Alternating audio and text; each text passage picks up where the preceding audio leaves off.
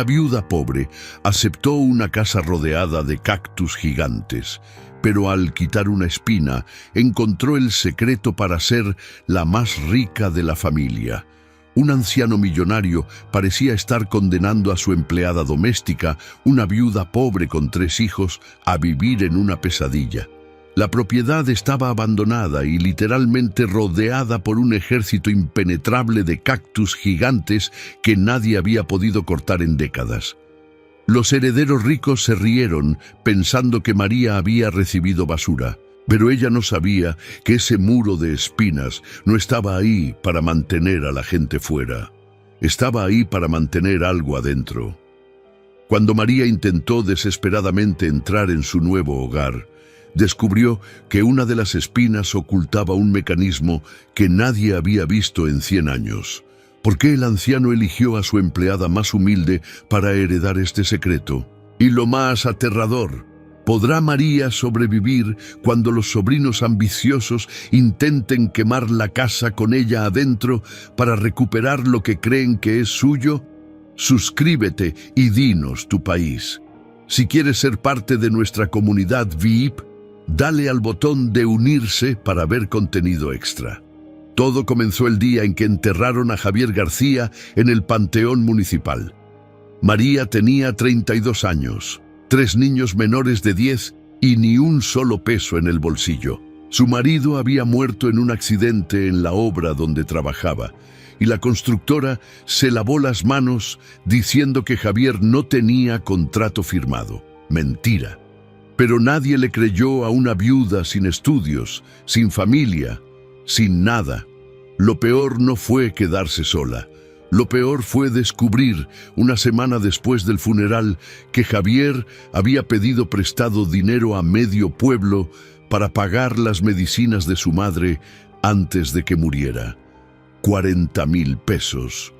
Una fortuna para alguien como María. Los acreedores no tuvieron piedad. Llegaban a la puerta de su casita de adobe a cualquier hora, gritando, amenazando, humillándose frente a los vecinos.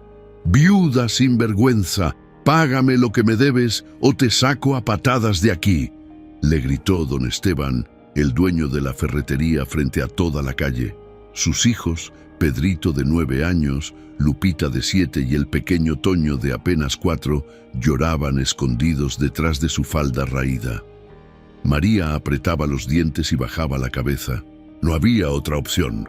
El pueblo de San Miguel de los Cardones era de esos lugares donde todos se conocen y todos juzgan, y a María la juzgaban sin piedad. Esa mujer algo habrá hecho para que su marido se matara trabajando, decían las comadres en el mercado. Seguro lo tenía endeudado por sus caprichos, murmuraban en la iglesia. Mentiras, puras mentiras. Pero María no tenía voz para defenderse. Tuvo que vender todo. Los muebles, la estufa, hasta la imagen del santo niño de Atocha que había sido de su abuela. Con eso, apenas pagó la mitad de las deudas. La otra mitad seguía ahí, como una piedra amarrada al cuello, hundiéndola más y más cada día. Se puso a lavar ropa ajena, a planchar de madrugada, a vender tamales en la plaza los domingos. Sus manos se llenaron de callos, su espalda se dobló, pero no le importaba. Lo único que le importaba era que sus hijos comieran aunque fuera frijoles con tortilla. Pedrito dejó la escuela para ayudarla a cargar bultos en el mercado.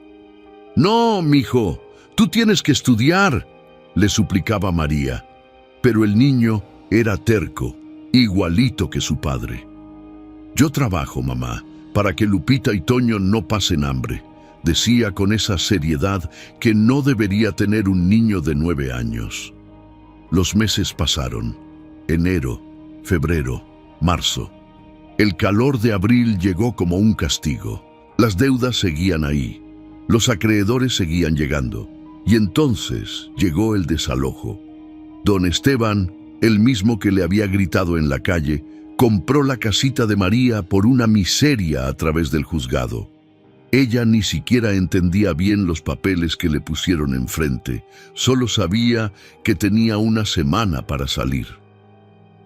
«¿A dónde voy a ir con mis hijos?», le preguntó al abogado, un hombre flaco con lentes que ni siquiera la miraba a los ojos. «Eso no es mi problema, señora», respondió mientras guardaba sus documentos en un portafolio de piel. María salió de esa oficina como zombi. Sus piernas apenas la sostenían.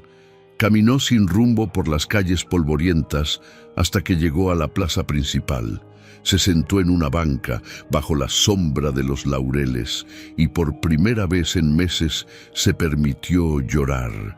Lloró quedito para que nadie la viera, pero lloró hasta que no le quedaron lágrimas. Fue ahí, en esa banca, donde la vio por primera vez doña Remedios, la cocinera de la familia Sandoval. Los Sandoval eran los más ricos de San Miguel de los Cardones, dueños de ranchos, de comercios, de medio pueblo. Y el patriarca, don Aurelio Sandoval, era un anciano de 83 años que vivía solo en una mansión enorme al otro lado del río. Solo con doña Remedios y don Jacinto, el jardinero. Don Aurelio había tenido esposa, pero murió 20 años atrás. Había tenido hijos, pero también murieron, uno en un accidente de caballo y otro de cáncer. Solo le quedaban sobrinos, 4 sobrinos ambiciosos, ventajosos, que lo visitaban solo para recordarle que ellos eran sus herederos. «Tío, ya estás muy viejito, deberías poner todo a nuestro nombre para evitar problemas», le decían con sonrisas falsas. Don Aurelio los despreciaba, pero no tenía a nadie más. Doña Remedios le contó todo esto a María mientras le ofrecía un vaso de agua de Jamaica. «Necesitamos a alguien que ayude en la casa, mija. Yo ya estoy muy vieja para subir y bajar escaleras, y don Jacinto casi no puede con el jardín. ¿Tú sabes limpiar?» María asintió con desesperación. «Sé hacer de todo, señora. Lavar, planchar, cocinar, lo que sea». Doña Remedios le sonrió con esa bondad que solo tienen las personas que han sufrido de verdad. «Mañana temprano preséntate en la casa grande. Te pagaré 200 pesos a la semana. No es mucho, pero algo es algo. 200 pesos. María sintió que el corazón le volvía a latir. No era suficiente para pagar las deudas, pero al menos podría alimentar a sus hijos mientras buscaba a dónde irse después del desalojo. Al día siguiente, María llegó a la mansión Sandoval con sus 3 hijos. No tenía con quién dejarlos. La casona era impresionante, con columnas blancas, fuentes de cantera, jardines que parecían no tener fin. Pero adentro olía a viejo, a cerrado, a tristeza. Don Aurelio era un hombre alto, encorvado por los años, con ojos azules que todavía brillaban con inteligencia. La miró de arriba a abajo cuando doña Remedios se la presentó. «¿Y estos chamacitos?», preguntó señalando a Pedrito, Lupita y Toño, que se escondían detrás de su madre. «Son mis hijos, don Aurelio». «Perdone usted, pero no tengo con quién dejarlos». El anciano bufó, pero hizo un gesto con la mano. «Que se queden, pero que no toquen nada. Esta casa está llena de antigüedades». María prometió que los vigilaría. Los niños se portaron bien, jugando calladitos en un rincón del patio mientras ella limpiaba, sacudía, lavaba pisos de mármol que brillaban como espejos. Pasaron 2 semanas. María trabajaba de sol a sol. Don Aurelio era exigente pero justo. Le pagaba puntual y a veces hasta le daba propina. «Para tus chamacos», decía poniéndole unos billetes en la mano. Pero lo que María no sabía era que el anciano la observaba. Observaba cómo trataba a sus hijos con ternura a pesar del cansancio. Observaba cómo nunca se robaba nada, ni siquiera un terrón de azúcar. Observaba cómo rezaba en voz baja mientras trapeaba, pidiendo fuerzas para seguir adelante. Y algo en el corazón duro de don Aurelio comenzó a ablandarse. Todo cambió la noche del incendio. Era jueves, casi las 11 de la noche. María ya se había ido a su casita con los niños, pero se había olvidado el rebozo en la casa grande. Regresó sola, caminando rápido por las calles vacías. Cuando llegó a la mansión, Vio el resplandor naranja en las ventanas del segundo piso. ¡Fuego! ¡Dios santo!, gritó. Las puertas estaban cerradas. Doña Remedios y don Jacinto vivían en las casitas del servicio, al fondo del terreno, y probablemente estaban dormidos. María corrió hacia la entrada principal, pateó la puerta con todas sus fuerzas hasta que cedió. El humo ya bajaba por las escaleras como una serpiente negra. «¡Don Aurelio! ¡Don Aurelio!», gritaba mientras subía. El calor era insoportable, se cubría la boca con el rebozo, tosiendo, casi sin poder respirar. Lo encontró en su habitación, tirado en el suelo junto a la cama. Había intentado levantarse, pero el humo lo había tumbado. Estaba consciente, pero débil, muy débil. «Déjame, tú, sálvate», susurró con voz ronca. María no lo pensó dos veces. Era una mujer delgada, pero la desesperación le dio fuerzas de gigante. Lo agarró por debajo de los brazos y lo arrastró hacia la puerta, hacia el pasillo, hacia las escaleras. Las llamas ya lamían las paredes del estudio. Los cuadros antiguos se retorcían, los muebles crujían. Bajaron las escaleras de milagro, rodando los últimos escalones. María casi se desmaya por el esfuerzo, pero siguió arrastrando al anciano hasta sacarlo al jardín. Segundos después llegaron doña Remedios y don Jacinto gritando. Minutos después llegaron los bomberos. La mansión se salvó a medias. El segundo piso quedó destruido, pero el resto de la casa sobrevivió. Don Aurelio pasó 3 días en el hospital por inhalación de humo. María lo visitó todos los días, llevándole caldito de pollo y rezando por su salud. Cuando el anciano salió, la mandó llamar a su habitación temporal en la planta baja. Estaba sentado en un sillón de terciopelo verde, con una manta sobre las piernas y esos ojos azules clavados en ella. «María Gloria García», dijo con voz solemne, «me salvaste la vida. Yo soy un hombre de palabra y de honor. Voy a recompensarte». María negó con la cabeza. «No necesito nada, don Aurelio. Solo hice lo que cualquiera hubiera hecho». El anciano soltó una risa seca. «Cualquiera no. Mis sobrinos hubieran dejado que me quemara vivo para cobrar la herencia más rápido». María se quedó callada. Sabía que era verdad. Los sobrinos de don Aurelio, Roberto, Fernando, Claudia y Estela, apenas habían aparecido por el hospital y cuando lo hicieron fue solo para preguntar por el testamento. Si te está gustando esta historia, suscríbete al canal y déjame un comentario diciéndome desde dónde nos estás viendo. Tu apoyo significa mucho para seguir trayendo historias que tocan el corazón. Don Aurelio continuó. «Tengo una propiedad que nadie quiere. Mis sobrinos la rechazan porque dicen que es un chiquero, una pocilga, algo inútil. Es una casa vieja en el camino real de los Cardones, rodeada completamente de nopales gigantes y cardones. La gente del pueblo le dice la casa de las espinas. Está abandonada desde que mi padre murió hace 40 años. Huele mal, tiene goteras. Dicen que hay ratas del tamaño de gatos. Mis sobrinos prefieren la mansión, los ranchos, las propiedades comerciales. Esa casa para ellos no vale nada». Hizo una pausa, mirándola fijamente. «Pero para ti, María, puede ser un techo, y todo lo que hay dentro también es tuyo. Absolutamente todo». María no entendía. «¿Me está regalando una casa, don Aurelio?». El anciano asintió.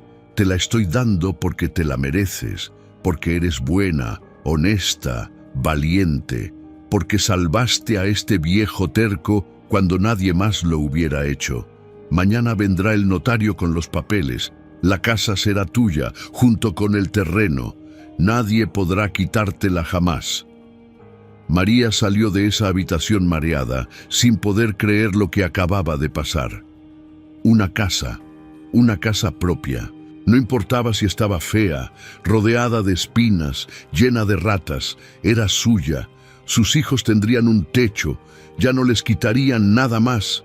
Corrió a contarles a Pedrito, Lupita y Toño. Los niños gritaron de felicidad y la abrazaron con tanta fuerza que casi la tiran al suelo. Pero la alegría de María duró poco. Al día siguiente, cuando los sobrinos de don Aurelio se enteraron, llegaron a la mansión hechos una furia. Roberto, el mayor, era un hombre gordo con bigote de foca y cara de sapo. Fernando, el segundo, era flaco y nervioso, siempre sudando. Claudia y Estela eran dos arpías con uñas pintadas de rojo y perfumes caros que no disimulaban su veneno. «¡Esto es un ultraje, tío!», gritó Roberto golpeando la mesa del comedor. «Esa mujer es una aprovechada, una oportunista. Te manipuló para que le regalaras una propiedad que nos pertenece a nosotros». Don Aurelio los enfrentó con calma helada. «Esa propiedad no les pertenece a ustedes. Es mía y hago con ella lo que me da la gana. María me salvó la vida mientras ustedes solo esperaban mi muerte para repartirse todo». Claudia se llevó una mano al pecho con teatralidad. «Ay, tío, ¿cómo puedes decir eso? Nosotros te queremos mucho». Don Aurelio rió con sarcasmo. «Me quieren tanto que en 3 días de hospital solo vinieron una vez, y fue para preguntarle al doctor si yo ya había hecho testamento». Fernando intervino con voz melosa. «Tío, entendemos que estás agradecido con esa mujer, pero regalarle una propiedad es excesivo. Dale dinero, dale 1,000 pesos, 5,000, pero no una casa que ha estado en la familia por generaciones». Don Aurelio se puso de pie, temblando de rabia. «La casa es de María, punto final, y si siguen molestando, los voy a desheredar por completo. Ahora, lárguense de mi casa». Los 4 sobrinos salieron echando chispas, pero no se dieron por vencidos. Esa misma tarde fueron a buscar a María a la casita de adobe que todavía no había dejado. La encontraron empacando sus pocas pertenencias en cajas de cartón. Roberto entró sin tocar la puerta. «Señora María, necesitamos hablar». María se enderezó, limpiándose las manos en el delantal. «Diga usted». Roberto le ofreció un fajo de billetes. «Aquí hay 10,000 pesos, más de lo que ganarías en un año lavando ropa. Devuélvele la casa a mi tío, convéncelo de que fue un error y este dinero es tuyo». María miró el dinero. 10,000 pesos. Podría pagar casi todas las deudas. Pero algo dentro de ella, algo más fuerte que el miedo y la necesidad, le hizo negar con la cabeza. «La casa fue un regalo de don Aurelio. No voy a devolverla». Fernando se acercó amenazante. «No sabes con quién te estás metiendo, mujer. Nosotros tenemos abogados, tenemos influencias, podemos hacerte la vida imposible». María alzó la barbilla. «Háganlo. Pero la casa es mía y ahí me voy a vivir con mis hijos. Ahora salgan de mi propiedad antes de que llame a la policía». Claudia soltó una risa histérica. «Que llame a la policía. ¿Oíste, Roberto? La mendiga nos amenaza con la policía». Estela escupió al suelo. «Disfruta tu casa de ratas, muerta de hambre. Ya verás cómo esa posilga te va a traer puras desgracias». Y se fueron, dejando una estela de maldad detrás. María cerró la puerta y se dejó caer contra ella temblando. Sus hijos la rodearon. «Mamá, ¿qué van a hacernos?», preguntó Lupita con voz asustada. María los abrazó. «Nada, mi amor. No van a hacernos nada. Dios nos protege». Pero en el fondo, muy en el fondo, María tenía miedo. Miedo de lo que vendría. Miedo de esa casa que nadie quería. Miedo del secreto que todavía no conocía. El secreto que cambiaría todo para siempre. Suscríbete a este canal ahora mismo y dinos en los comentarios desde qué país nos acompañas. Además, considera unirte a nuestro club de miembros. Así nos ayudas a crecer y desbloqueas historias exclusivas que no verás en ningún otro lugar. Ahora sí, regresemos a la historia porque lo que viene te dejará sin aliento. 3 días después, María y sus hijos llegaron a la Casa de las Espinas por primera vez. El notario les había entregado las llaves esa mañana en su oficina, un manojo pesado de hierro oxidado que parecía tener 100 años de antigüedad. La propiedad está a su nombre, señora García. Todo legal, todo en orden. Felicidades, le había dicho el hombre con una sonrisa profesional. Pero cuando María le preguntó si conocía la casa, el notario había desviado la mirada. Sí, la conozco. Es peculiar, pero es suya. Peculiar. Esa palabra le dio mala espina a María, nunca mejor dicho. El camino de terracería que llevaba a la propiedad estaba abandonado, lleno de baches y piedras. María y los niños caminaron casi 2 kilómetros bajo el sol abrasador de mayo.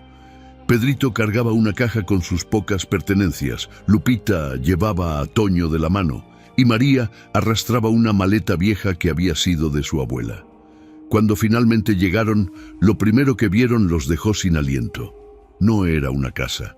Era una fortaleza de espinas, cientos, miles de nopales gigantes y cardones de más de 5 metros de altura rodeaban completamente la construcción, formando un muro vivo e impenetrable. Las pencas eran gruesas como brazos de hombre, cubiertas de espinas largas como agujas de tejer. Los cardones se alzaban como soldados muertos, con sus brazos retorcidos apuntando al cielo. «Madre Santa», susurró María, «¿cómo vamos a entrar?»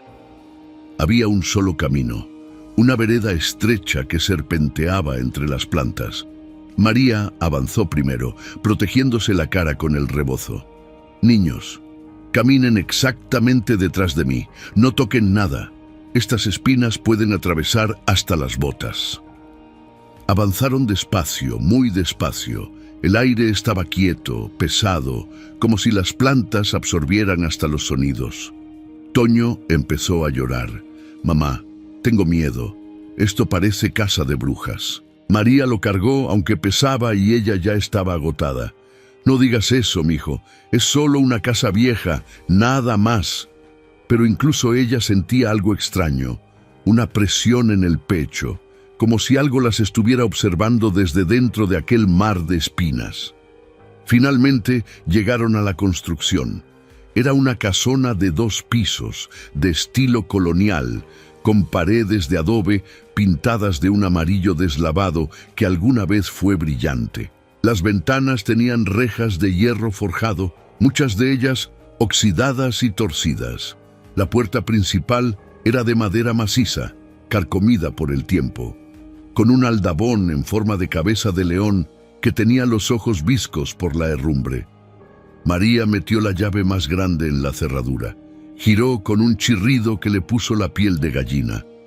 La puerta se abrió sola, lentamente, como si algo la empujara desde adentro. Una bocanada de aire viciado salió a recibirlos. Olía a humedad, a encierro, a algo dulzón y podrido que hizo que Lupita se tapara la nariz. «Guácala, mamá, huele a animal muerto». María respiró por la boca. La niña tenía razón. Olía horrible. Entraron. El recibidor era amplio, con un piso de losetas de barro rotas y cubiertas de polvo. A la izquierda había una sala con muebles tapados por sábanas grises. A la derecha, un comedor con una mesa larga de madera tan carcomida que parecía hecha de esponja. Las paredes estaban manchadas de humedad, con flores negras de moho que trepaban hasta el techo. Había telarañas por todas partes, cortinas gruesas y pesadas que colgaban como mortajas. «Esto es peor de lo que imaginaba», murmuró María. Pero no podía echarse para atrás, no tenía a dónde más ir. Don Esteban ya había tomado posesión de su antigua casita. Esto era todo lo que tenían. Exploraron la planta baja. Había una cocina enorme con una estufa de leña antigua, alacenas vacías y un fregadero de piedra lleno de telarañas. Había un baño pequeño con un excusado que parecía del siglo pasado y una regadera oxidada. Y había una puerta al fondo del pasillo, una puerta de metal pintada de negro, con 3 cerraduras diferentes. «¿Qué habrá ahí atrás?», preguntó Pedrito. María revisó el manojo de llaves, pero no encontró ninguna que coincidiera con esas cerraduras. No sé, mijo, ya veremos después. Primero tenemos que limpiar para poder dormir aquí esta noche. Subieron al segundo piso por una escalera de madera que crujía con cada paso. Arriba había 4 recámaras. Una todavía tenía una cama con colchón, aunque estaba lleno de manchas amarillentas y olía a orines de ratón. Las otras estaban vacías, solo polvo y más telarañas. María decidió que todos dormirían en la recámara con cama hasta que pudieran conseguir más muebles. Pasaron el resto del día limpiando. Barrieron, sacudieron, abrieron ventanas para que entrara el aire. Encontraron ratas muertas detrás de los muebles, cucarachas del tamaño de ciruelas, un nido de murciélagos en el closet del cuarto principal. Pedrito mató a las cucarachas con un palo, haciendo muecas de asco. Lupita y Toño juntaban la basura en bolsas. María lavaba pisos, tallaba paredes, rezaba en voz baja. Dios mío, ayúdame a hacer de este lugar un hogar para mis hijos. Dame fuerzas, Señor. Cuando cayó la noche estaban exhaustos. No tenían comida, solo unos tacos de frijol que María había preparado en la mañana y que ya estaban fríos. Los comieron sentados en el piso de la recámara, a la luz de una vela, porque todavía no habían podido conectar la electricidad. «Mamá, ¿vamos a vivir siempre aquí?», preguntó Toño con voz triste. María lo abrazó. «Sí, mi amor. Esta es nuestra casa ahora. Sé que no es bonita, pero es nuestra. Nadie nos la puede quitar». Lupita señaló hacia la ventana. «Mamá, mira, las espinas brillan». María volteó. Era verdad. A la luz de la luna, las espinas de los nopales y cardones parecían brillar con un resplandor plateado, como si estuvieran hechas de metal. Era hermoso y terrorífico al mismo tiempo. «Es solo la luna reflejándose, mija. Ahora a dormir todos». Arropó a los niños con las pocas cobijas que tenían y se acostó a su lado. El colchón olía mal y los resortes se le enterraban en la espalda, pero estaba tan cansada que no le importó. Cerró los ojos y en minutos estaba dormida. No supo cuánto tiempo pasó. De repente se despertó. La vela se había apagado. Todo estaba oscuro, pero algo la había despertado. Un ruido, un golpe seco que venía de abajo, de la planta baja. María se quedó inmóvil, con el corazón latiendo como tambor. Tal vez fue un ratón, o algo que se cayó por el viento. Pero entonces lo escuchó de nuevo. Toc, toc, toc. 3 golpes lentos, deliberados, como si alguien estuviera tocando una puerta desde adentro. María sintió que la sangre se le helaba. Se levantó despacio, sin hacer ruido. Los niños dormían profundamente, agotados por el día de trabajo. No quería despertarlos y asustarlos. Buscó a tientas el palo que Pedrito había usado para matar cucarachas y salió de la recámara. La escalera crujía bajo sus pies descalzos. Bajó paso a paso, aferrando el palo con ambas manos. La casa estaba sumida en una oscuridad total. Solo entraban rayos de luna por las ventanas, creando sombras alargadas y monstruosas. Llegó a la planta baja. Silencio. María esperó, conteniendo la respiración, y entonces lo escuchó otra vez. Toc, toc, toc. Venía de la puerta negra al fondo del pasillo, la puerta con 3 cerraduras que no había podido abrir. María se acercó despacio. El ruido se detuvo. Pegó la oreja a la puerta. Nada, solo un silencio espeso, antinatural. ¿Hay alguien ahí?, preguntó con voz temblorosa. No hubo respuesta. Probó la manija. Estaba cerrada como antes. Dio un paso atrás. Tal vez era el viento, o las tuberías viejas, o su imaginación jugándole bromas. Se regresó a la recámara, se metió en la cama y abrazó a sus hijos. Tardó horas en volver a dormirse. A la mañana siguiente, María decidió que necesitaban ayuda. No podía limpiar y arreglar toda la casa ella sola. Caminó de regreso al pueblo y buscó a Doña Remedios. La anciana cocinera se sorprendió al verla. «Ay, mija, ¿cómo te fue en la casa?». María le contó todo: la suciedad, las ratas, el olor, los ruidos nocturnos. Doña Remedios hizo la señal de la cruz. «Esa casa tiene fama, María. La gente del pueblo dice que está embrujada, que desde que murió el padre de don Aurelio nadie ha podido vivir ahí, que quien lo intenta se enloquece o se enferma». María sintió un escalofrío. «¿Usted cree eso, doña Remedios?». La anciana se encogió de hombros. «Yo creo que las casas viejas tienen memoria, y esa casa ha estado sola por mucho tiempo. Pero también creo que una buena limpia y unas bendiciones pueden arreglar cualquier cosa». Le dio a María el nombre de un sacerdote, el padre Tomás, y de una curandera del pueblo, doña Chonita. «Que los dos vayan a bendecir la casa. Y de paso, pregúntale a don Jacinto si te puede ayudar a cortar esas espinas. No es normal que haya tantas.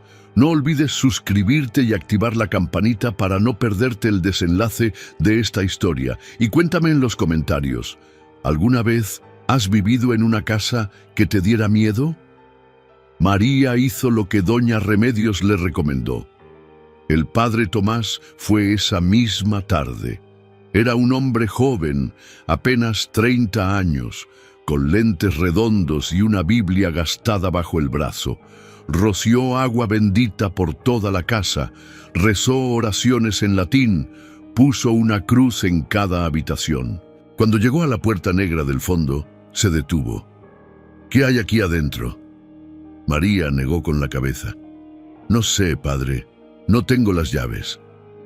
El sacerdote puso la mano sobre la puerta. «Hay algo aquí. Puedo sentirlo. Algo pesado, antiguo». Roció agua bendita sobre la puerta, rezó un Padre Nuestro y 3 Ave Marías. Luego se volvió hacia María. «Necesitas abrir esta puerta, hija. Lo que sea que esté detrás debe salir a la luz. Pero ten cuidado. Y cuando lo hagas, llámame». Se fue dejando a María más inquieta que antes. Al día siguiente vino doña Chonita, la curandera. Era una mujer bajita y gorda, de casi 70 años, con rebozo de bolita y ojos negros muy vivos. Traía un atado de hierbas, copal y un huevo blanco. «A ver, mija, vamos a limpiar esta casa de toda energía negativa». Pasó el huevo por las paredes, quemó copal en cada esquina, cantó oraciones en náhuatl que María no entendía.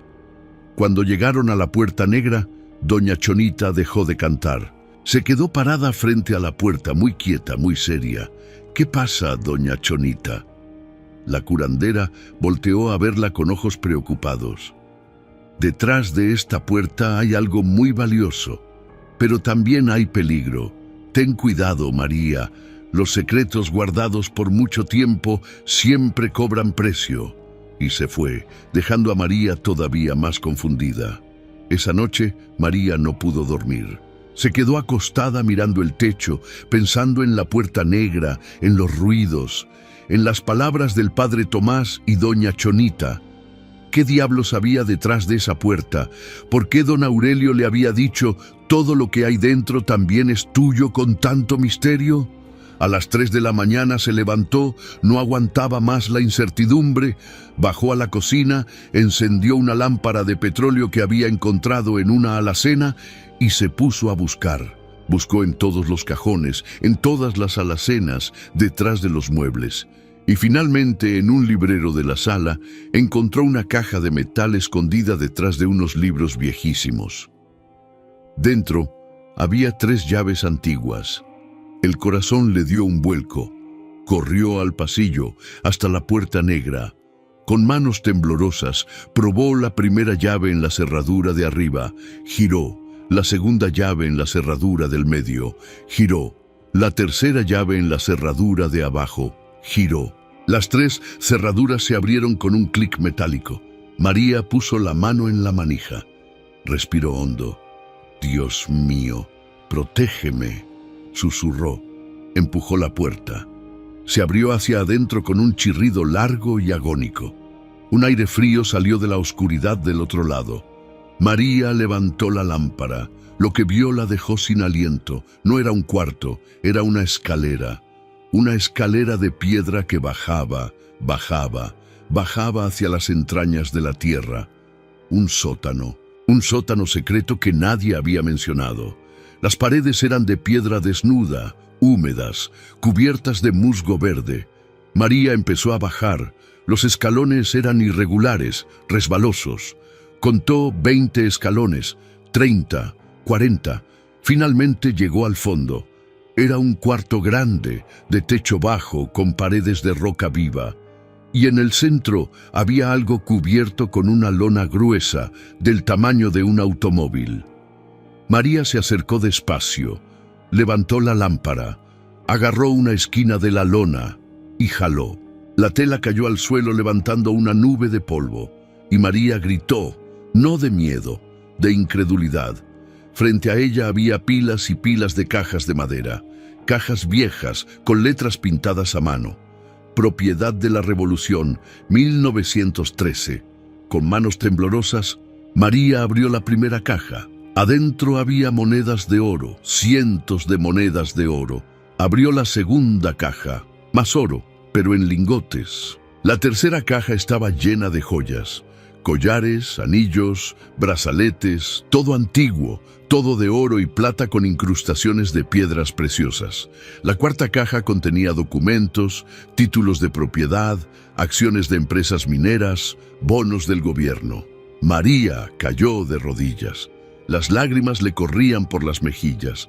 «Dios santo, Dios santo, Dios santo», repetía una y otra vez. Había por lo menos 20 cajas más, 20 cajas llenas de tesoros, una fortuna incalculable. Por eso don Aurelio le había dicho, todo lo que hay dentro también es tuyo. Por eso nadie había vivido en esa casa. Por eso las espinas la protegían como un ejército de soldados silenciosos. Esto era un tesoro escondido desde la Revolución Mexicana, probablemente robado por el abuelo o bisabuelo de don Aurelio a algún general o hacendado, y ahora era de ella, suyo, de María Gloria García, la viuda pobre que todos despreciaban. Se quedó ahí abajo, no sabe cuánto tiempo, mirando las cajas, tocándolas para confirmar que eran reales, llorando de alegría, de miedo, de incredulidad. Finalmente reaccionó.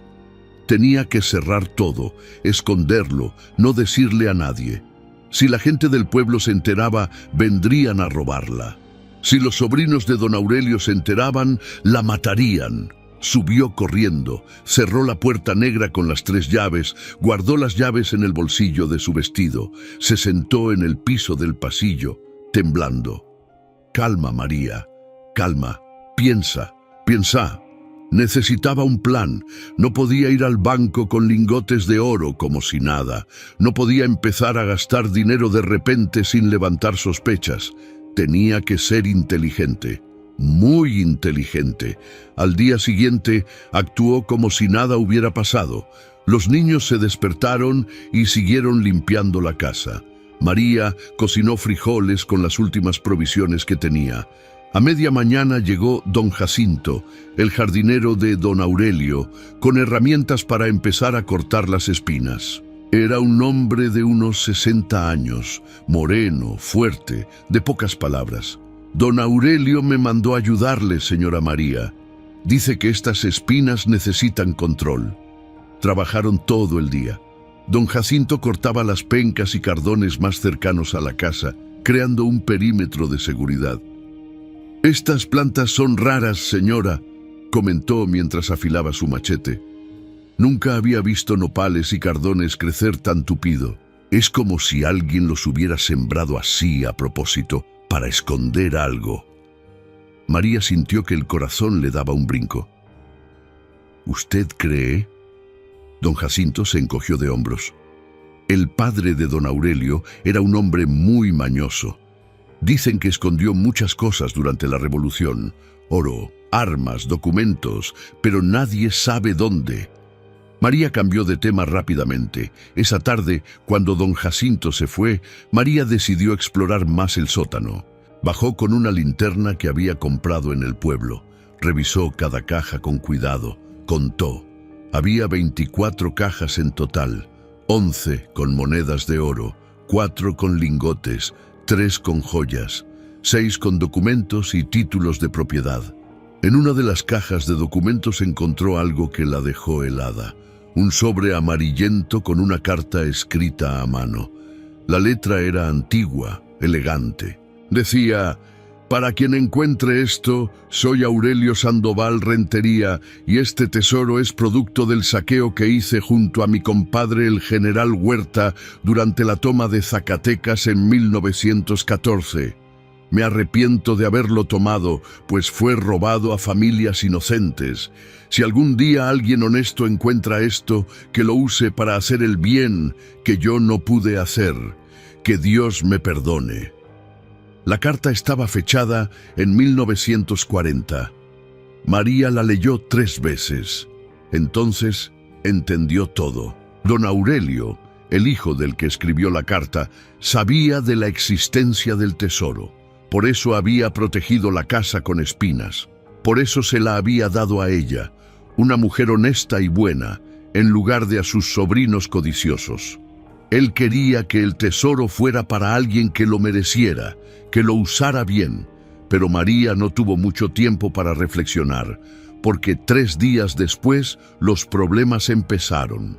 Roberto, Fernando, Claudia y Estela, los 4 sobrinos de don Aurelio, aparecieron en la Casa de las Espinas con un abogado, un hombre pequeño con traje gris y maletín de piel que se presentó como el licenciado Méndez. «Señora García», dijo con voz nasal, «represento a los señores Sandoval en un asunto delicado. Ellos creen que la donación de esta propiedad se hizo bajo coacción emocional y están iniciando un proceso legal para anularla». María sintió que las piernas le flaqueaban. «¿Qué? ¿De qué habla?» Roberto se adelantó con sonrisa de tiburón. «Hablo de que manipulaste a mi tío, mujer. Aprovechaste su debilidad después del incendio para sacarle esta propiedad. Eso se llama abuso de confianza y es delito». María negó con la cabeza.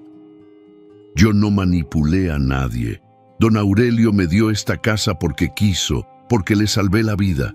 Claudia soltó una risa cruel. «Por favor, eres una empleada doméstica sin educación. ¿De verdad crees que un hombre como mi tío te regalaría una propiedad de pura bondad? Seguro lo sedujiste, lo engañaste». María sintió la rabia hervir en su pecho. «Salgan de mi casa, ahora». El licenciado Méndez sacó unos papeles del maletín. «Le dejo esta notificación legal, señora. Tiene 30 días para responder. Si no lo hace, la propiedad volverá a la familia Sandoval por defecto». Cuando se fueron, María se sentó en el piso y lloró. No de tristeza, de rabia, de impotencia. ¿Cómo iba a defenderse? No tenía dinero para un abogado. No tenía contactos, no tenía nada más que una casa llena de espinas y un sótano lleno de oro que no podía usar sin revelar su existencia. Pedrito se le acercó. «Mamá, no llores. Vamos a defender nuestra casa. Yo te ayudo». La valentía de su hijo le devolvió las fuerzas.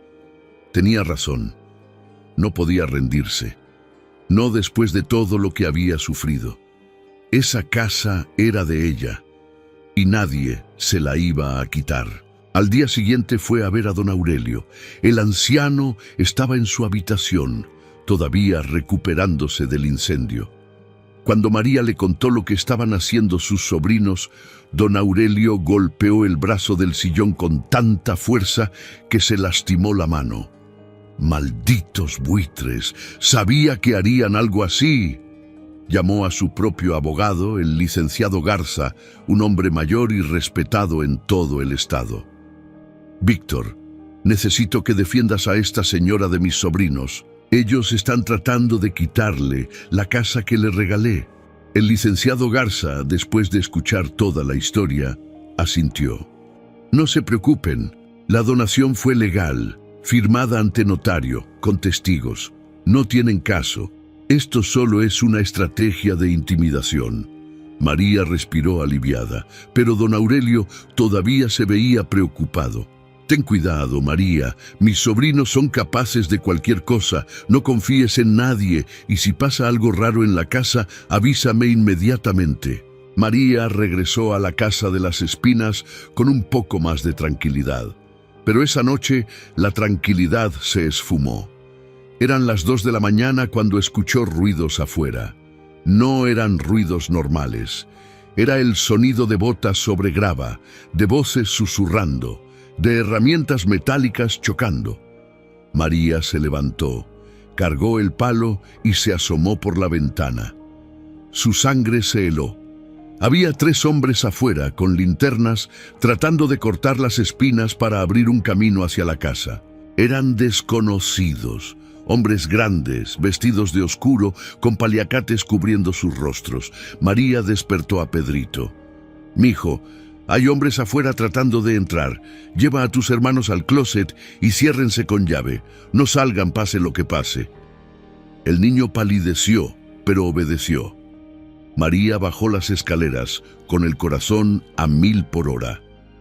Los hombres ya estaban cerca de la puerta principal.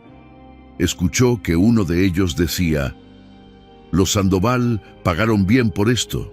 Nada más asustamos a la vieja y nos llevamos lo que encontremos de valor». Entonces María supo. Los sobrinos habían mandado a estos matones. No lo pensó 2 veces. Agarró la lámpara de petróleo, la encendió y la aventó por la ventana hacia los hombres. La lámpara explotó en llamas cuando chocó contra el suelo. El petróleo se esparció creando un muro de fuego entre los matones y la casa. Los hombres gritaron, retrocedieron. «¡Está loca! ¡Nos va a quemar!». Uno de ellos sacó una pistola. María se tiró al suelo justo cuando la bala atravesó la ventana y se incrustó en la pared de atrás. «¡Policía! ¡Auxilio!», gritaba María con todas sus fuerzas. Los vecinos más cercanos estaban a más de 1 kilómetro, pero tenía que intentarlo. Los hombres discutían afuera. «¿Qué hacemos?». «Nos vamos. Esto se puso muy peligroso». El fuego se extendía por las espinas secas.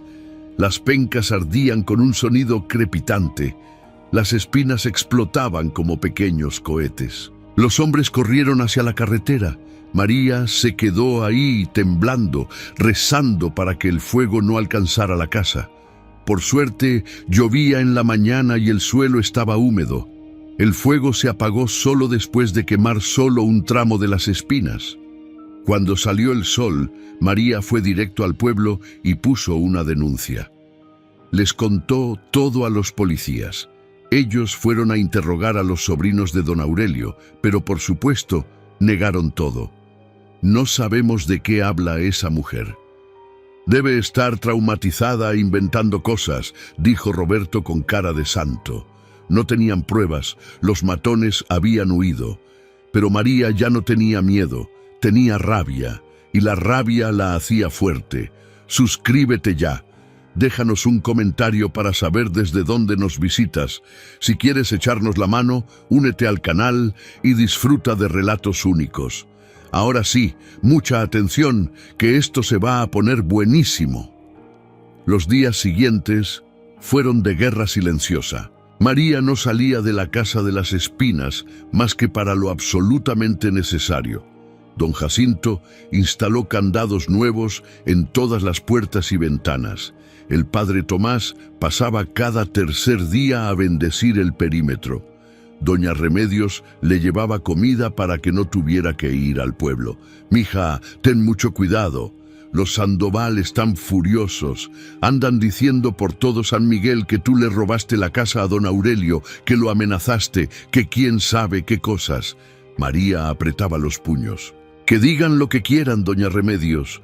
Esta casa es mía y aquí me voy a quedar con mis hijos». Pero por dentro, el miedo la carcomía. No por ella, sino por Pedrito, Lupita y Toño.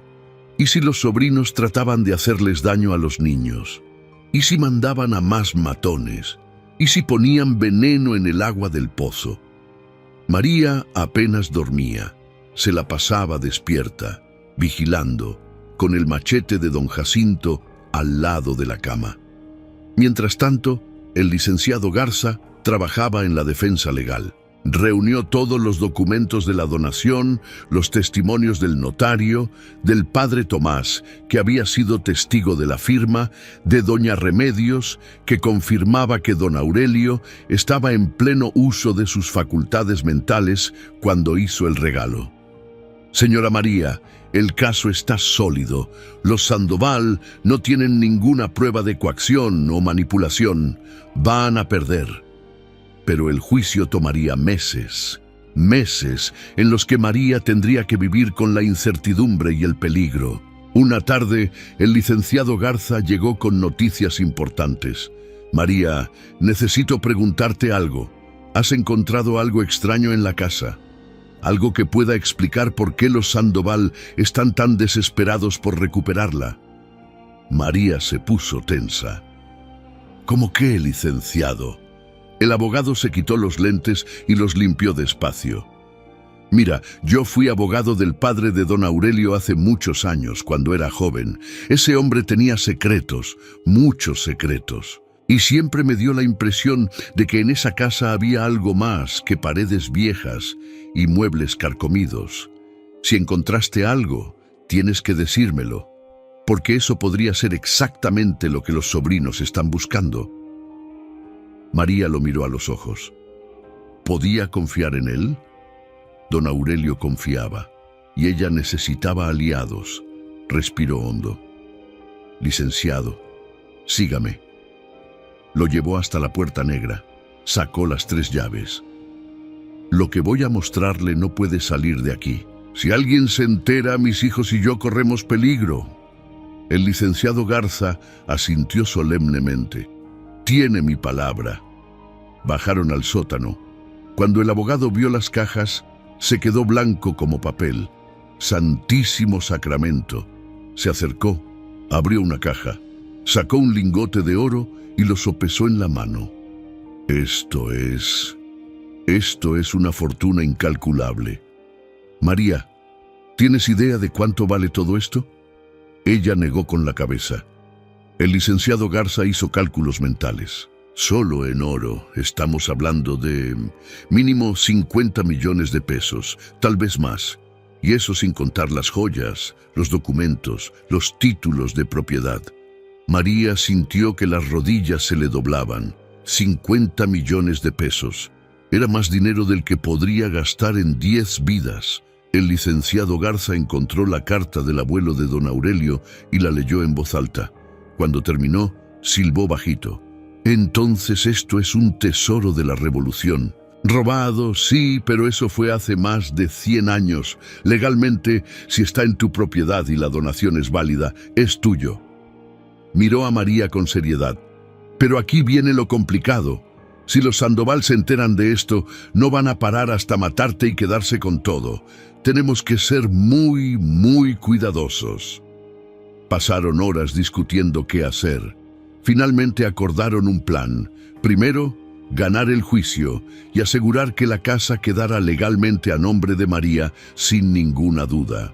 Segundo, sacar el oro y las joyas poco a poco, de noche, y llevarlos a una bóveda de seguridad en la ciudad capital. Tercero, vender las piezas discretamente, a través de casas de subastas internacionales que no hicieran preguntas incómodas. Todo esto tomaría tiempo, pero era la única manera de hacerlo sin levantar sospechas. Si esta historia te está emocionando, compártela con alguien que necesite un recordatorio de que Dios siempre tiene un plan. Y no olvides comentar qué harías tú si encontraras un tesoro escondido en tu casa. Durante las siguientes semanas, el licenciado Garza empezó a mover las piezas del plan. Contrató a un tasador discreto que vino de noche a catalogar todo. Rentó una camioneta de carga y, con la ayuda de don Jacinto, que resultó ser más leal que un perro guardián, empezaron a sacar las cajas. Trabajaban de madrugada, entre las 3 y las 5 de la mañana, cuando todo el pueblo dormía. Las espinas que rodeaban la casa funcionaban como cortina perfecta. Nadie podía ver qué pasaba adentro. Tardaron 2 meses en sacar todo, 2 meses de noches sin dormir, de nervios destrozados, de rezos constantes. Pero lo lograron. Todo el tesoro quedó guardado en 3 bóvedas de seguridad diferentes en la capital del estado. Mientras tanto, el juicio avanzaba. Los sobrinos de don Aurelio presentaron testigos que supuestamente habían visto a María manipular al anciano. Pero el licenciado Garza los destrozó uno por uno en el interrogatorio. Uno de los testigos admitió que Roberto le había pagado 500 pesos por mentir. Otro se contradijo 3 veces en su declaración. El juez, un hombre serio y recto llamado Magistrado Herrera, se dio cuenta del fraude inmediatamente. En la audiencia final, mirando directamente a Roberto, Fernando, Claudia y Estela, dijo con voz de trueno: «Este tribunal no tolerará intentos de manipulación de la justicia». La donación de la propiedad conocida como la Casa de las Espinas a la señora María Gloria García fue legal, voluntaria y está debidamente documentada. Los demandantes no solo no han presentado evidencia válida, sino que han intentado cometer perjurio presentando testigos falsos. Fallo a favor de la demandada. Además, ordeno que se abra investigación penal contra los demandantes por intento de fraude procesal. El sonido del mazo contra la madera resonó como un trueno. María lloró. El licenciado Garza le apretó el hombro. «Ganamos, María. La casa es tuya, para siempre». Pero los sobrinos no se dieron por vencidos, porque aunque perdieron el juicio, tenían sospechas. Roberto había contratado a un investigador privado, un tipo mugroso llamado Jacinto Ruiz, para que vigilara a María. Y Jacinto Ruiz había notado los movimientos nocturnos, las camionetas que llegaban de madrugada, las cajas que salían cubiertas con lonas. No sabía exactamente qué contenían, pero sabía que era algo valioso. Le reportó todo a Roberto, y Roberto, con esa mente retorcida que tienen los codiciosos, sumó 2 más 2. Hay algo en esa casa, algo que el viejo escondió y que esa maldita mujer encontró. Tiene que ser oro, o joyas, o documentos valiosos. Por eso está defendiendo la casa con tanta pasión. No es solo por tener un techo, es por lo que hay adentro. Una noche de agosto, cuando la luna estaba en cuarto menguante y la oscuridad era casi total, Roberto, Fernando y 3 hombres más que habían contratado llegaron a la Casa de las Espinas. Venían armados, con pistolas, machetes, palos. Venían dispuestos a todo. «Vamos a entrar, a sacarla a esa mujer y a sus mocosos y a buscar qué chingados tiene escondido», les dijo Roberto a sus cómplices. Cortaron las espinas con sierras eléctricas, haciendo un ruido infernal. María se despertó con los gritos de Lupita. «¡Mamá, hay hombres afuera!». Se levantó de un salto, corrió a la ventana. Vio las luces de las linternas, las sombras moviéndose entre las espinas. Eran por lo menos 5 hombres. «Niños, al sótano, ahora». Pedrito, Lupita y Toño bajaron corriendo. María los encerró en el sótano vacío donde antes estaban las cajas. «No salgan pase lo que pase, ¿me entienden?». Los niños lloraban pero asintieron. María cerró la puerta negra con las 3 llaves. Luego corrió al teléfono. Marcó el número de la policía. «¡Auxilio! Están entrando a robar a mi casa. Somos una mujer y 3 niños solos. Camino Real de los Cardones, la Casa de las Espinas. Por favor, rápido». El operador le dijo que mandarían patrullas inmediatamente, pero María sabía que la policía tardaría al menos 15 minutos en llegar. 15 minutos en los que estaría sola contra 5 hombres armados. Buscó el machete de don Jacinto, agarró un cuchillo de cocina, se paró en la sala, temblando pero firme. Escuchó cuando derribaron la puerta principal a patadas. Escuchó las pisadas pesadas entrando. «María Gloria García», gritó Roberto, «sabemos que hay algo valioso en esta casa. Danos lo que escondiste y nos vamos. Si no, te sacamos a ti y a tus bastardos de aquí a puro madrazo». María no respondió. Se quedó quieta, esperando. Roberto y sus hombres prendieron linternas. La encontraron parada en medio de la sala, con el machete en una mano y el cuchillo en la otra. Roberto rió. «¿En serio, mujer? ¿Crees que con eso vas a detenernos?» María alzó el machete. «Salgan de mi casa. Ya llamé a la policía. Vienen en camino». Fernando, que estaba detrás de su hermano, palideció. «Roberto, mejor vámonos. Si nos agarran aquí armados, nos van a meter al bote». Pero Roberto estaba cegado por la avaricia. «No, tiene que haber oro aquí. Yo sé que lo hay». Se volteó hacia sus sicarios. «Búsquenle, revisen todo, suban al segundo piso, tumben paredes si es necesario». Dos de los hombres empezaron a subir las escaleras. María no lo pensó dos veces. Agarró una lámpara de la mesa y la aventó contra el barandal de la escalera. La lámpara se hizo pedazos. Los hombres retrocedieron. «¡Está loca!». María gritó con una voz que no parecía suya, una voz llena de furia y desesperación. «Esta es mi casa. Don Aurelio me la dio a mí. Ustedes no son nada más que buitres carroñeros esperando migajas. Aquí no hay nada para ustedes. ¡Nada!». Roberto se lanzó hacia ella, pero María era rápida. Esquivó el agarre y le dio un machetazo en el brazo. No fue un golpe profundo, pero suficiente para hacerlo sangrar y gritar de dolor. «¡Maldita perra!». Los otros hombres se abalanzaron. María peleó como leona defendiendo a sus cachorros. Cortó, apuñaló, mordió, pateó, recibió golpes. Un puñetazo en la cara que casi la desmaya, un rodillazo en las costillas que le sacó el aire, pero no se rindió. Y entonces, como ángeles enviados del cielo, se escucharon las sirenas.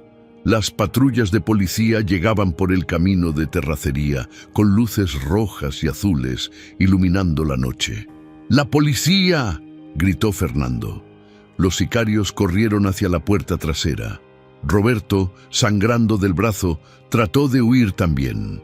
Pero don Jacinto, que había escuchado el escándalo desde su casita y había venido corriendo con su rifle de caza, le cerró el paso. «¡Hasta aquí llegaste, desgraciado!». Los policías entraron a la casa. Encontraron a María en el suelo, sangrando de la nariz y el labio, con el machete todavía apretado en la mano. Encontraron a Roberto tratando de escapar por la ventana. Encontraron a Fernando escondido en un closet como cobarde que era. Los otros 3 sicarios fueron capturados media hora después en la carretera. Todos fueron arrestados. Agresión, allanamiento de morada, intento de robo con violencia, portación ilegal de armas. Las acusaciones se apilaban. María fue llevada al hospital. Tenía 3 costillas rotas, un ojo morado, cortadas en las manos, pero estaba viva y, lo más importante, sus hijos estaban a salvo. Cuando los sacaron del sótano, los 3 se aferraron a ella llorando. «Mamá, pensamos que te iban a matar». María los abrazó tan fuerte que casi no podía respirar. «Nunca, mis amores, nunca. Su mamá es más terca que una mula y más brava que un jaguar cuando se trata de protegerlos». El escándalo fue enorme. Los periódicos locales publicaron la historia. «Viuda valiente defiende su hogar contra familia de millonarios». Los Sandoval arrestados por intento de robo y agresión. La reputación de Roberto, Fernando, Claudia y Estela quedó destruida. Claudia y Estela no fueron arrestadas porque no estuvieron presentes en el asalto, pero el pueblo las señalaba en la calle. Sus propios amigos les dieron la espalda. Roberto y Fernando fueron a juicio. El abogado más caro que contrataron no pudo hacer nada contra las evidencias. Huellas dactilares en la casa, armas encontradas en su poder. el testimonio de María, el testimonio de don Jacinto. Fueron sentenciados a 6 años de prisión cada uno. Los 3 sicarios recibieron 4 años. Don Aurelio lloró cuando se enteró de todo. María, perdóname. Perdóname por haberte puesto en peligro. Nunca pensé que mis sobrinos llegarían tan lejos. María lo abrazó. No tiene nada que perdonar, don Aurelio. Usted me dio un regalo que cambió mi vida. Y gracias a ese regalo, mis hijos van a tener un futuro. El anciano sonrió con lágrimas en los ojos. Tú te lo mereces, mija. Tú y esos chamaquitos, más que nadie en este mundo. Murió 3 meses después, tranquilo en su cama, con María y doña Remedios a su lado. En su testamento le dejó a María otros 2 terrenos pequeños y una cuenta bancaria con ahorros. A sus sobrinos no les dejó absolutamente nada. Por ser codiciosos, desleales y malas personas, decía el documento. Con el tesoro asegurado en las bóvedas, el licenciado Garza empezó el proceso de liquidación. Vendieron las piezas poco a poco a través de casas de subastas en Nueva York, Londres, París. Algunas de las joyas resultaron ser de familias nobles europeas que habían llegado a México en el siglo XVIII. Se vendieron por millones. Los lingotes de oro fueron convertidos a dinero limpio a través de bancos internacionales. Los documentos y títulos de propiedad de minas fueron vendidos a empresas mineras modernas. Todo legal, todo documentado, pagando los impuestos correspondientes. Al final, después de impuestos y comisiones, María quedó con una fortuna de 68 millones de pesos. 68 millones de pesos que no sabía ni cómo empezar a gastar.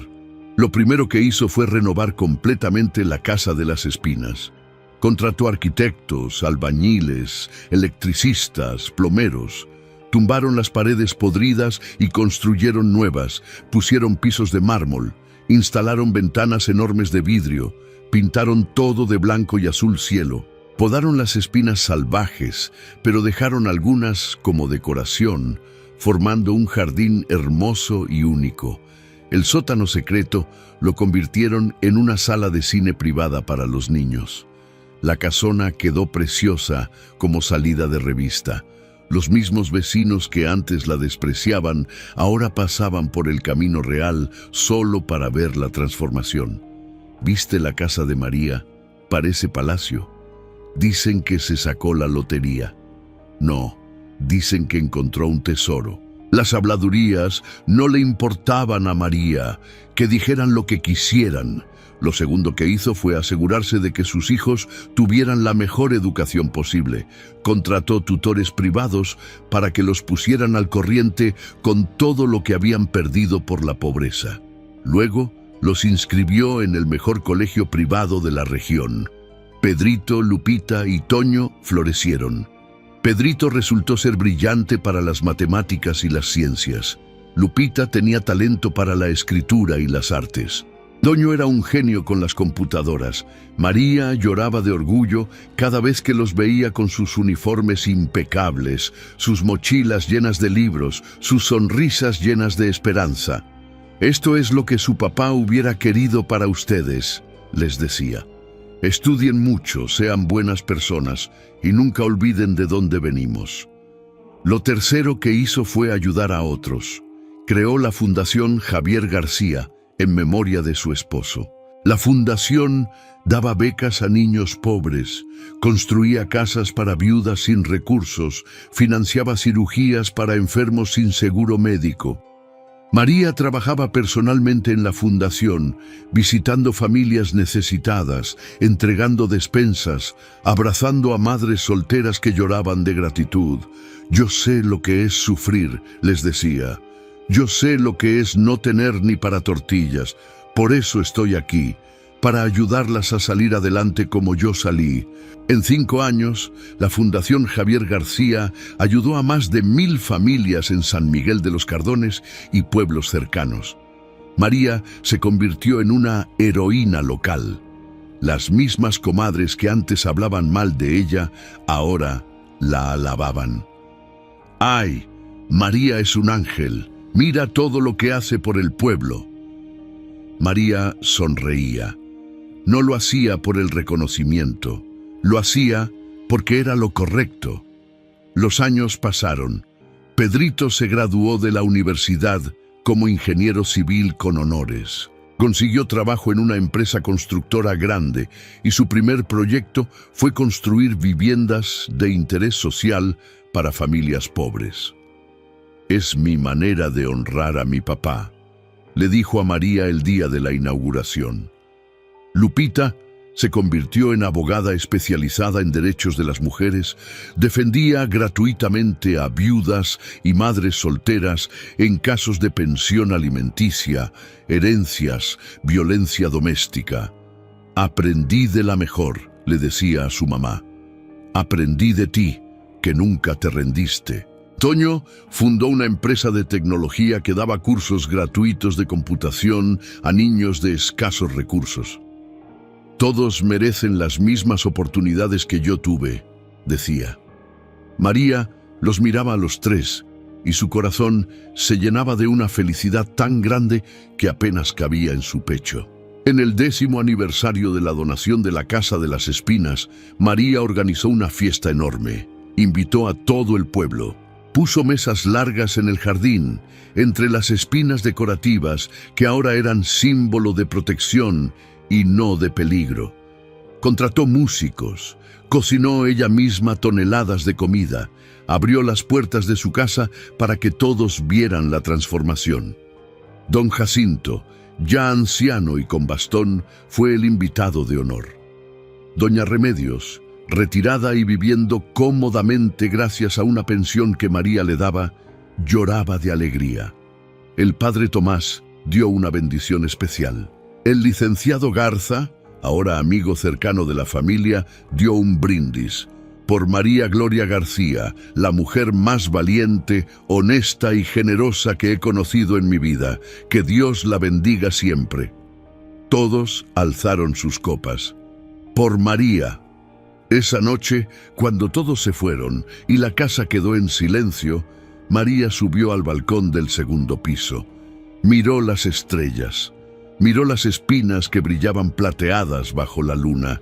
Miró el camino de terracería por donde había llegado 10 años atrás, pobre, desesperada, sin esperanza, y sonrió.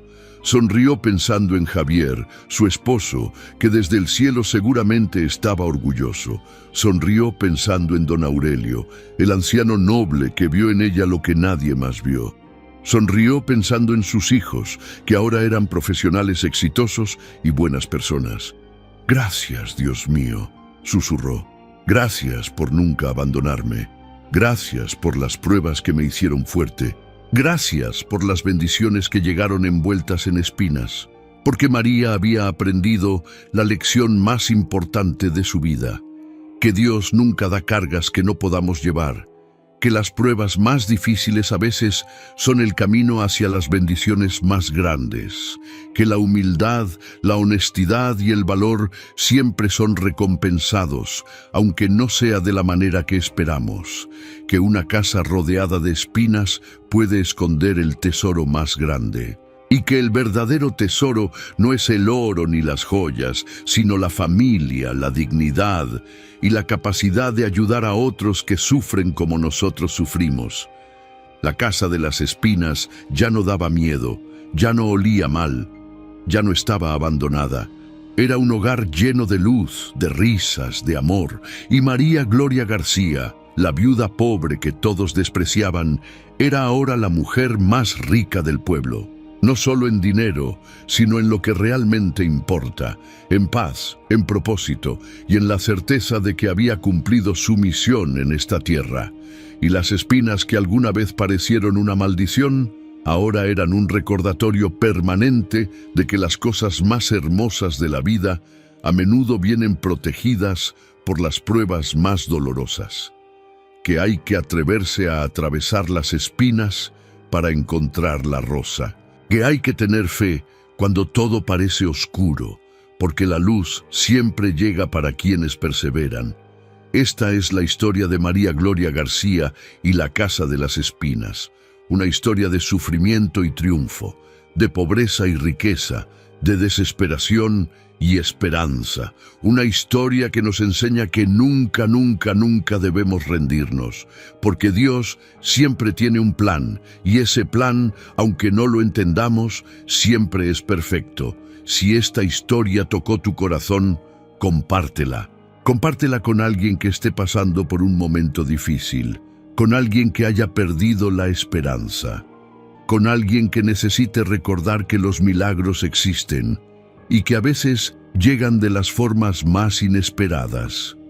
Suscríbete al canal para más historias que inspiran, que emocionan, que nos recuerdan por qué vale la pena seguir adelante. Y cuéntame en los comentarios, ¿qué harías tú si encontraras un tesoro escondido? ¿Lo usarías para ti o para ayudar a otros? Recuerda siempre las palabras que María Gloria García repetía cada noche antes de dormir. Dios no da cargas que no podamos llevar, y las bendiciones más grandes vienen envueltas en los espinos más dolorosos. Que así sea para todos nosotros.